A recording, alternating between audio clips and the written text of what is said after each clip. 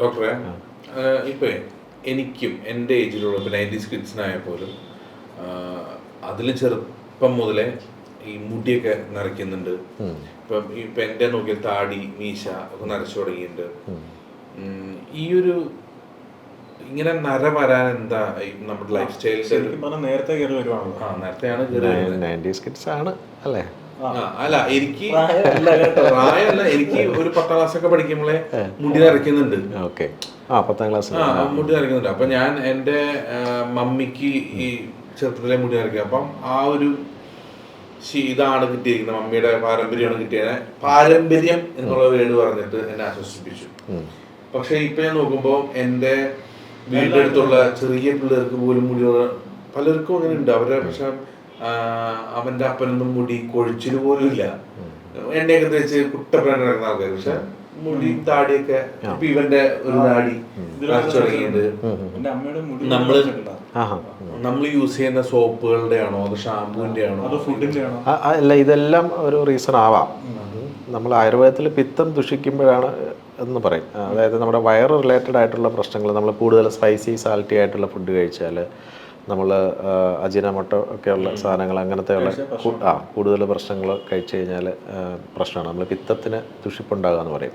അപ്പോൾ അത് പിന്നെ ചെന്ന് നമ്മൾ സ്കിന്നിനെ ദുഷിപ്പിക്കുകയെന്നും അത് പ്രിമച്ചർ ഗ്രേയിങ് പോലെയുള്ള പ്രശ്നങ്ങൾ, ഈ നമ്മുടെ നര പോലെയുള്ള പ്രശ്നങ്ങൾ വരാനുള്ള ചാൻസ് ഉണ്ട്. അത് മാത്രമല്ല, നമ്മുടെ മറ്റേ ഇത് പറയും ആയുർവേദത്തിൽ, നമ്മുടെ വട്ടത്തിലൊക്കെ മുടി പോകുന്ന ഇതുണ്ട്, ആലോപേഷ്യ പോലെയുള്ള ഇന്ദ്രലുപ്തം എന്നൊക്കെ പറയും. അത്തരമുള്ള ഇന്ദ്രലുപ്തം എന്നാണ് ആയുർവേദത്തിൽ പറയുക. അപ്പോൾ അത്തരമുള്ള അസുഖങ്ങൾ വരാനുള്ള ചാൻസസ് വളരെ കൂടുതലാണ്.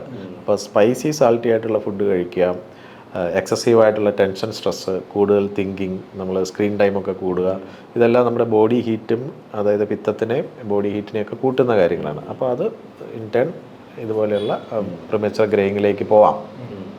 പിന്നെ നമ്മൾ നോക്കിക്കഴിയുമ്പോൾ വൈറ്റമിൻ ഡെഫിഷ്യൻസിയിൽ വൈറ്റമിൻ ഡിയുടെ ഡെഫിഷ്യൻസി ഉണ്ടെങ്കിൽ അങ്ങനെ വരാം, തൈറോയിഡിൻ്റെ ഡിസ്ഫങ്ഷൻ ഉണ്ടെങ്കിൽ അങ്ങനെ വരാം, ബാക്കി മൾട്ടി വൈറ്റമിൻസിൻ്റെ ഡെഫിഷ്യൻസി ഉണ്ടെങ്കിൽ വരാം. അതൊക്കെ ഒരു ഫാക്ടറാണ്. പിന്നെ നമ്മുടെ ഉറക്കം അതിൻ്റെ ഒരു ഫാക്ടറാണ്. അപ്പോൾ ഇതിനൊരു സ്പെസിഫിക് ട്രീറ്റ്മെന്റ്, നമ്മളൊരു ബ്ലഡ് ടെസ്റ്റ് നടത്തി. ബ്ലഡ് ടെസ്റ്റ് നടത്തിയിട്ട് നമ്മുടെ വൈറ്റമിൻ ഡി അല്ലെങ്കിൽ പറഞ്ഞ തൈറോയിഡിന്റെ ഫംഗ്ഷൻ ഒക്കെ നമ്മൾ ടെസ്റ്റ് ചെയ്തു. ഇങ്ങനെയുള്ള സംഭവങ്ങളൊക്കെ ടെസ്റ്റ് ചെയ്തതിന് ശേഷം ആ റിസൾട്ട് വെച്ചിട്ട് നമുക്ക് ഇതിന് പറ്റുന്ന എന്തെങ്കിലും ട്രീറ്റ്മെന്റ് ഉണ്ട്? ഫോർ എക്സാമ്പിൾ, ഓൾറെഡി ഗ്രേ ആയത് അതിൽ പിന്നെ മാറില്ലായിരിക്കും, കൂടുതൽ ഇനി വരാണ്ടിരിക്കാൻ.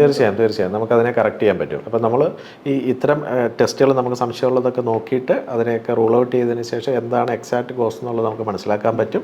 അതിനെ അഡ്രസ്സ് ചെയ്ത് കഴിഞ്ഞാൽ ഇനി ഫർദർ ആയിട്ടുള്ള ഈ ഗ്രേയിങ് നമുക്ക് മാറ്റാൻ പറ്റും, ഒഴിവാക്കാൻ പറ്റും, തീർച്ചയായും പറ്റും.